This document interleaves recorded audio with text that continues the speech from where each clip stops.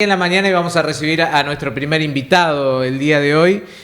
Una entrevista postergada, les cuento, por diferentes motivos, porque hace ya unos días atrás se conmemoró el Día Internacional de las Enfermedades Raras.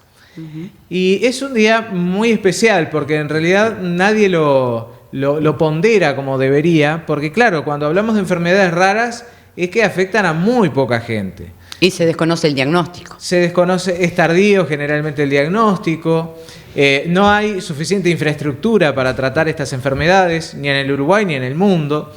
Entonces, bueno, vamos a hablar sobre este tema con Aidemar González, quien tiene una hija con el síndrome de DASH o de Santo Shinawi, así se llama, una de las tantas enfermedades raras que existen en este mundo. Bienvenido, Aidemar, muchas gracias por acompañarnos. Bueno, muchas gracias a ustedes. Como bien tú decís, el pasado 29 de febrero fue el Día Internacional de las Enfermedades Raras y dado situaciones de salud complejas, en este caso de mi hija que estaba atravesando momentos complicados justo en esos días, bueno, luego se dio el fallecimiento de papá también porque habíamos reprogramado la nota y nosotros queríamos transmitir la importancia de lo que fue ese día en Uruguay y la importancia de que se conozca sobre estas enfermedades. Se realiza ese día porque es un día justamente raro, es el último día de febrero. 29 de febrero, ¿no? 29 de febrero. Se conmemora en los años bisiestos. Exactamente. Claro. Y cuando no es año bisiesto es el 28. Bien. Y las enfermedades raras son aquellas que afectan a uno cada 2.500 personas. Ahora hay enfermedades que afectan a uno cada 10.000, uno cada 1.000.000, hay enfermedades extremadamente raras y el 80% de estas enfermedades tienen origen genético y el 75% son niños adolescentes que a su vez, dado el desconocimiento que hay sobre estas enfermedades y lo tardío del diagnóstico, el 30% de quienes padecen una enfermedad rara fallecen antes de los 5 años de vida. Ah, mira. Claro, por el diagnóstico tardío, porque sí, no le encuentran, no saben lo que es. El promedio de diagnóstico es de entre 4 y 5 años.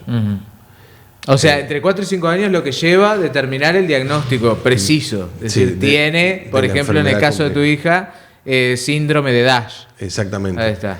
Ahora, hay personas que están toda su vida sin saber la enfermedad que tienen, porque también depende de las herramientas diagnósticas. Exacto.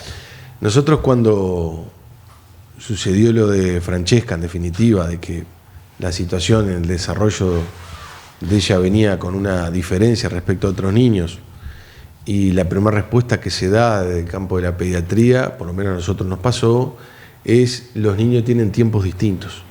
Por tanto hay que esperar la evolución que en determinado momento va a nivelarse. ¿Qué era lo que ustedes veían?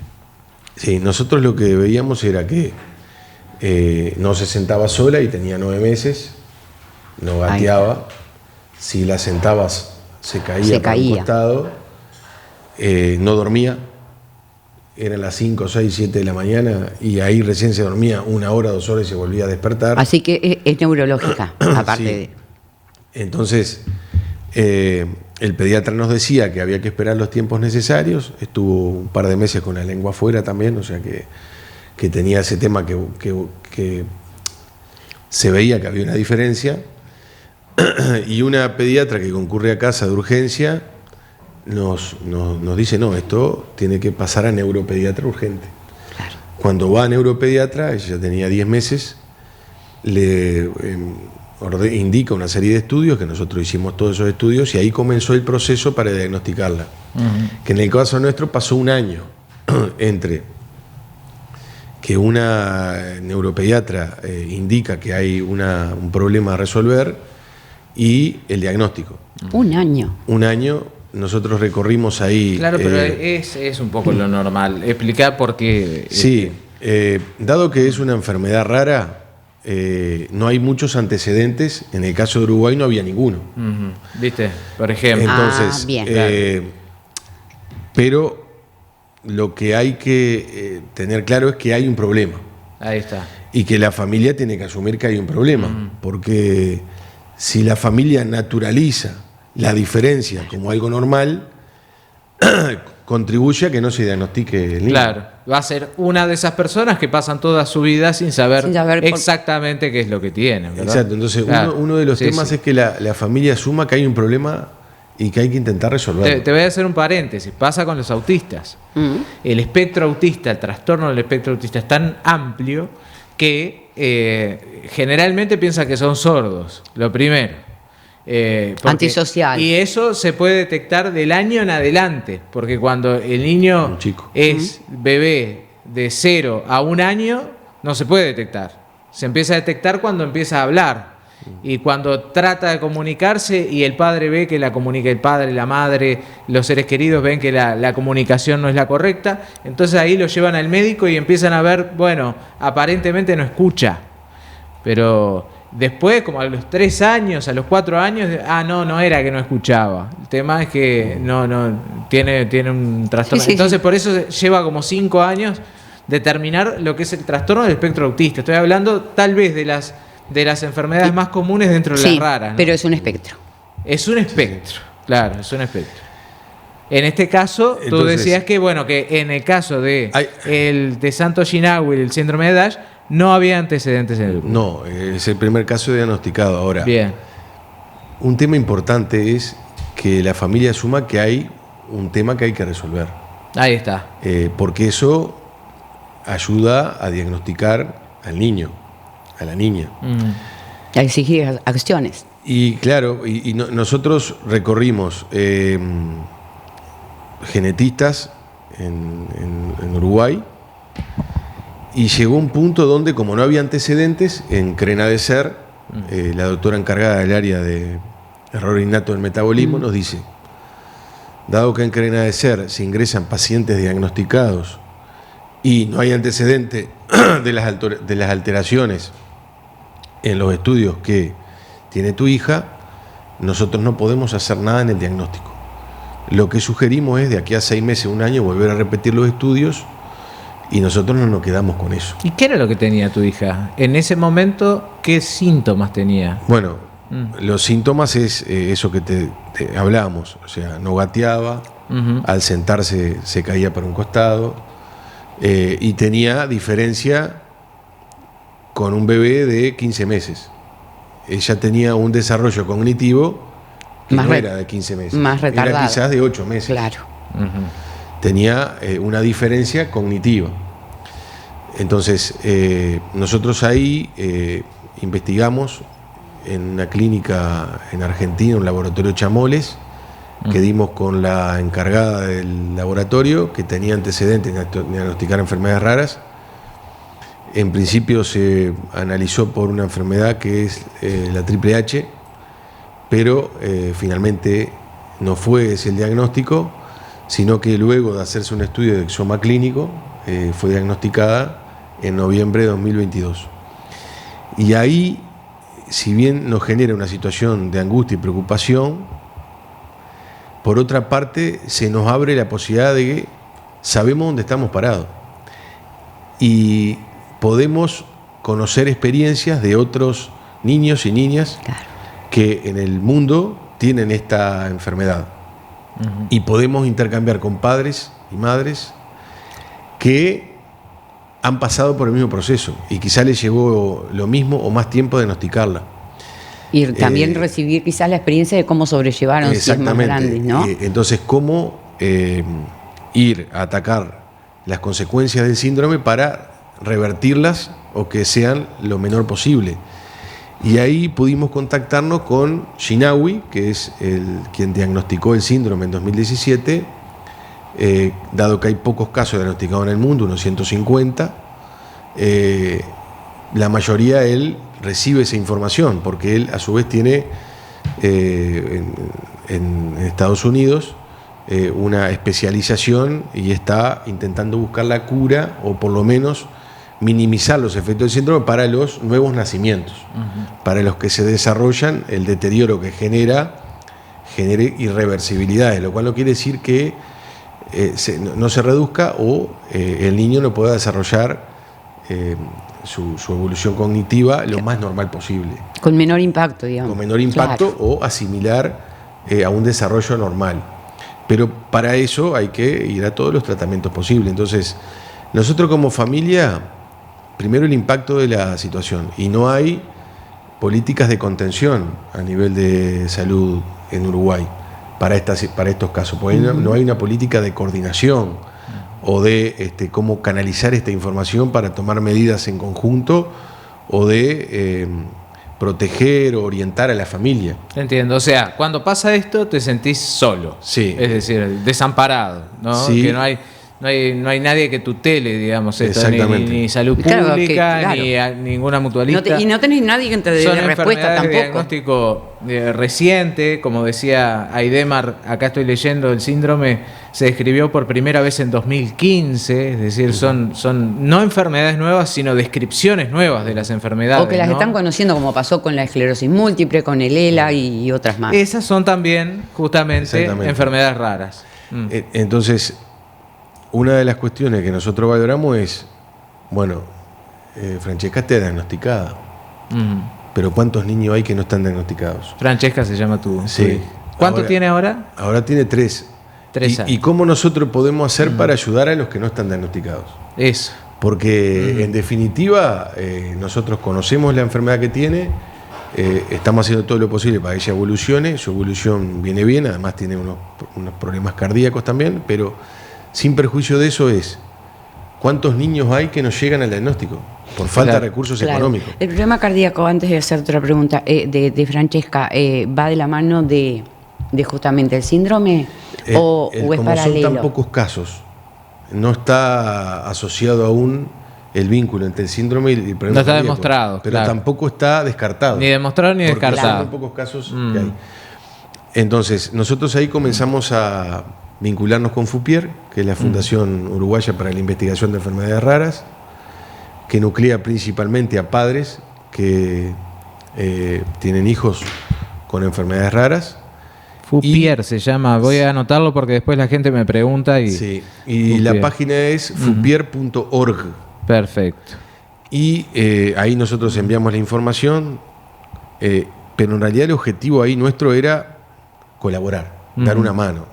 A ver, capaz que el director puede, mientras hablamos, entrar a la página y la bichamos un poquito. fupier.org. Sí, para ver qué es lo que Esto está muy bueno lo que estás haciendo, Aidemar, porque digo, es un poco también seguir lo que sucedía, por ejemplo, con Panitea y cómo descubrieron, o sea, el tránsito que tuvieron esos padres. Mientras habla Aidemar, me recuerdo tantos casos de padres primerizos. Yo tengo 39 años. Hace pocos años, muchos de mis compañeros de escuela, de liceo, fueron padres por primera vez. Y pude ver muchos nacimientos y todos me decían lo mismo. No me importa si es varón, nena. Obvio. Sano. Obvio. Que esté sano, que el embarazo no tenga problemas, que todo salga bien, ¿no?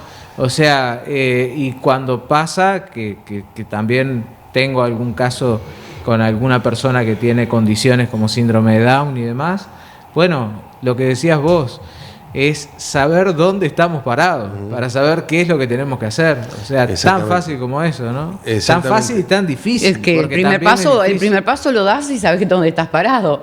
Ahí es donde arrancas a transitar. Claro, eso está muy bueno eso. Y nosotros ahí en FUPIER, cuando comenzamos a participar, vimos algunas carencias grandísimas del sistema de salud de nuestro país vinculado a este tema. ¿Cómo cuáles? A ver. Uno de los principales problemas que hay es que el genetista no está en las prestaciones del PIAS. Por tanto, vas a la institución mutual de Durazno y no va a haber un genetista. No. O vas al hospital público y no va a haber un genetista. Porque no es parte del PIAS. Ahora, el genetista, con ver al niño en una primera visita, puede, en función de los rasgos faciales, en función del intercambio del desarrollo cognitivo, en función de la postura, puede orientarse a si hay un problema genético o no. Ya con basado en los percentiles. Basado en los rasgos faciales, en los rasgos corporales. Sí. y que no exista. O sea, con un reconocimiento, digamos, de... Y es como cuando el síndrome de Down, o sea, hay rasgos faciales que te marcan. Y claro, hay rasgos faciales que son característicos, que son típicos, digamos. Que son diferentes al resto, que quizás no orientan al diagnóstico, pero sí a que hay una enfermedad rara. Mirá. Que hay que ver cuál es. Mirá vos. Entonces, la experiencia nuestra es que el genetista, al ver a Francesca, indicó, hay una enfermedad rara. ¿Y qué vio él? ¿Qué vio él en la cara de Francesca? ¿Les explicó? Sí, él dijo, bueno, tiene hipertelorismo, que son los ojos un poquito más distanciados de la nariz que sí. Tenía un problema con las orejas un poquito. O sea, tenía rasgos faciales, pero característicos, que en realidad no es que se asociara a este síndrome, pero sí que eran diferentes al resto. Que te dice puede ser. Es un inicio de enfermedad rara. Revisá por qué. Entonces, nosotros lo que planteamos a nivel de FUPIER es la consulta genética tiene que ser parte del PIAS. Tiene que haber en las instituciones de nuestro país un genetista donde cuando se recorre el pediatra y se va a otros médicos que no tienen experiencia en el área genética, se pueda hacer una derivación hacia el genetista para ver si se puede avanzar en el diagnóstico. Porque si queremos que haya un registro de enfermedades raras, tiene que orientarlo un genetista. Bueno, ustedes se acuerdan que el año pasado nosotros tratamos el caso, lo voy a nombrar, de Juan Aguila. El caso de Juan Aguila era un caso de una persona que tenían en psiquiatría, tratado por esquizofrenia, diagnosticado como esquizofrénico, que no tenía esquizofrenia. Y la manera de comprobarlo fue justamente a través de un examen genético que no se realiza en el Uruguay. Él tuvo que comprar un kit en Estados Unidos. En Estados Unidos, hacer el trámite para importar ese kit y que la justicia avale, digamos, ese estudio como verdadero, para saber exactamente qué tenía. Porque en los temas de salud mental, por ejemplo, es muy fácil diagnosticar al vuelo para un claro, psiquiatra. pero con los análisis clínicos, que son eso de que te ocultan eso, te ponen el estetoscopio y te hacen un análisis clínico, el médico respire, diga 33, tosa, esto, aquello, lo otro, tiene tal cosa. Y luego está el análisis de los básicos, el análisis de sangre, el análisis de orina, te da los valores. Usted está bajo en serotonina, como me dijeron a mí. Bueno, bárbaro, eso es cierto. Pero, ¿qué tengo? Para saber qué tengo, lo mejor es hacerse un análisis genético.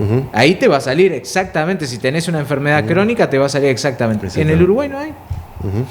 Claro, el tema no es... el primer problema es que no hay genetista en el sistema mutual en las prestaciones del PIAS.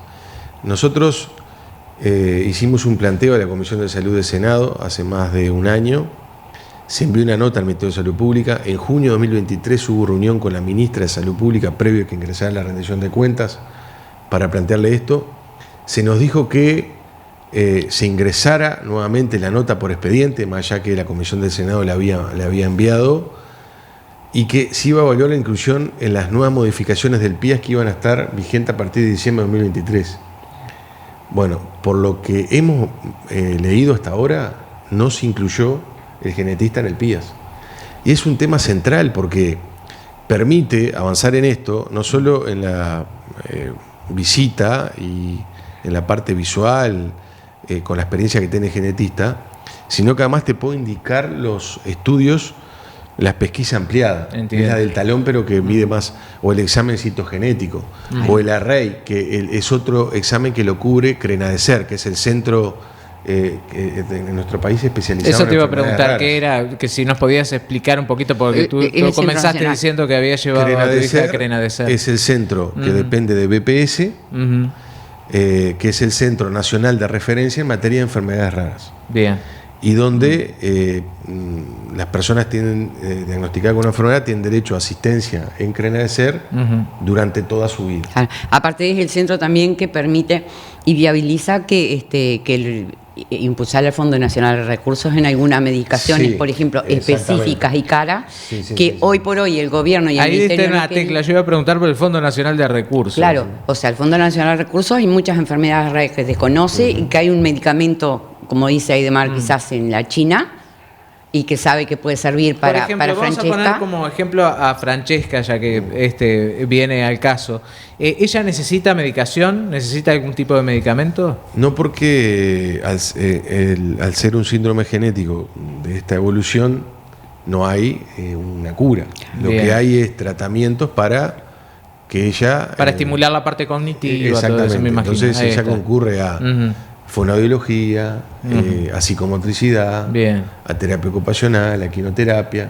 Ujú. Ahora, las personas que tienen ELA, por ejemplo, o que tienen otras enfermedades raras que sí de pronto necesitan algún tipo de medicamento, esos medicamentos que no están contemplados en el Fondo Nacional de Recursos, ¿cómo se podría exigir de alguna manera, pedir? Y ahí lo que hay es que cuando una persona se enfrenta a una situación o la familia donde hay una medicación que permite avanzar en la salud de la persona, pero que no está cubierta por el Fondo Nacional de Recursos o en el PIAS, lo que tiene que hacer es un recurso jurídico, que es una acción de amparo, Ujú.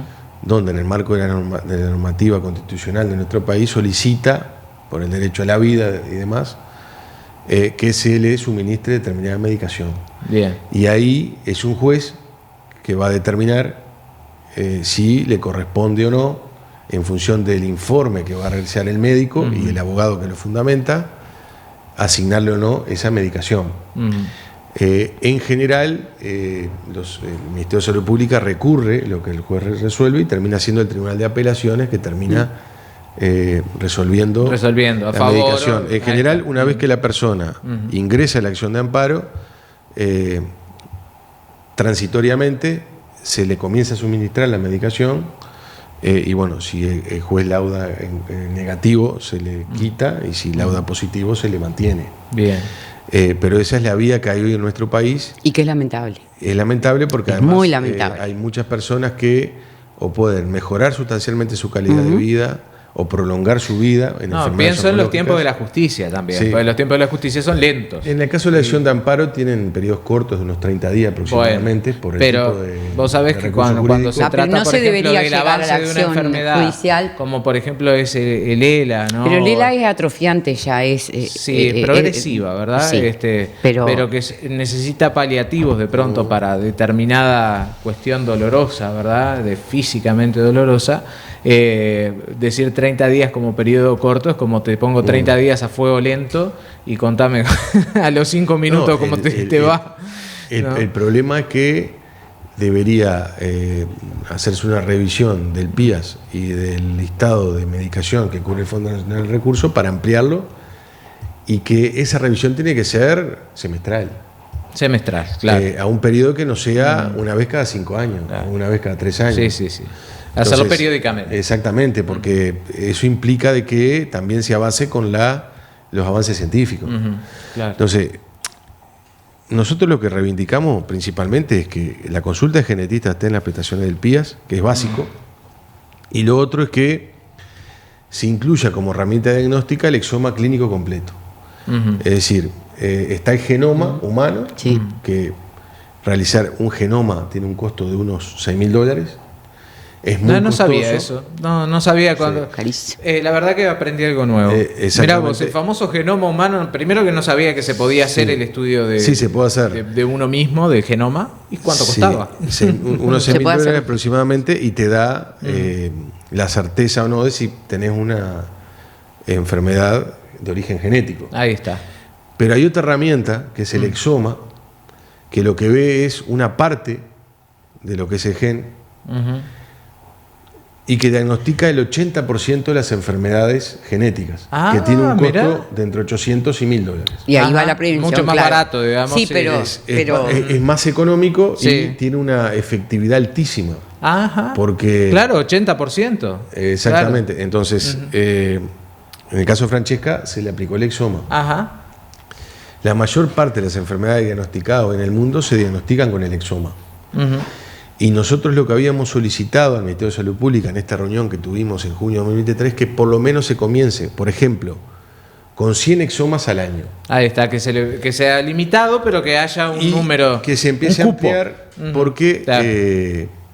y que tenga sustento en función de una sugerencia o una solicitud de un genetista. Ahí está. Que no sea cualquiera Claro. que le indique. Claro, por eso te iba a preguntar, Y que la si no hay persona, diagnóstico. y que la persona pase por estudios previos genéticos que sí están avalados por el Fondo Nacional de Recursos o por el PIAS, previo al exoma, pero que el exoma sea parte de las herramientas diagnósticas.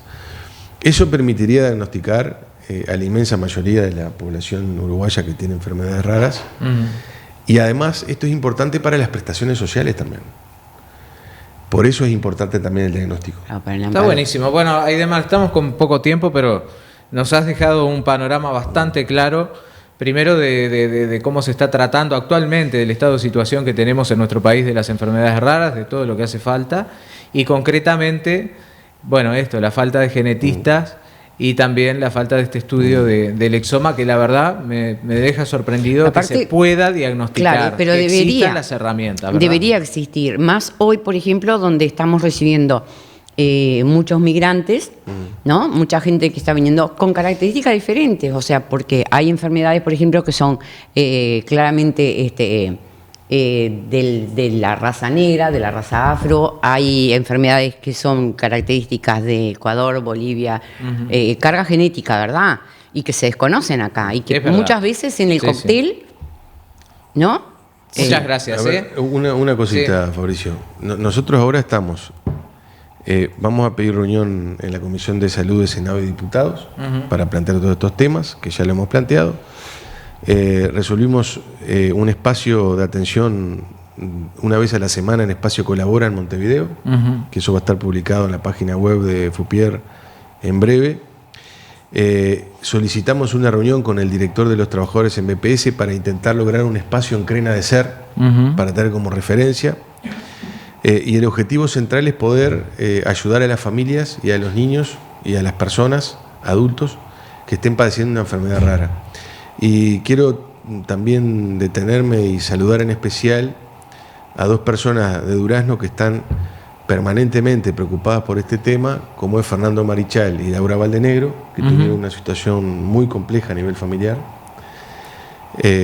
y que están en forma permanente pendiente de niños o niñas que en el país están padeciendo esta enfermedad, y siempre estamos en comunicación, y esa es la idea, poder colaborar de la mejor forma posible, para ayudar en los diagnósticos y contener a las familias también.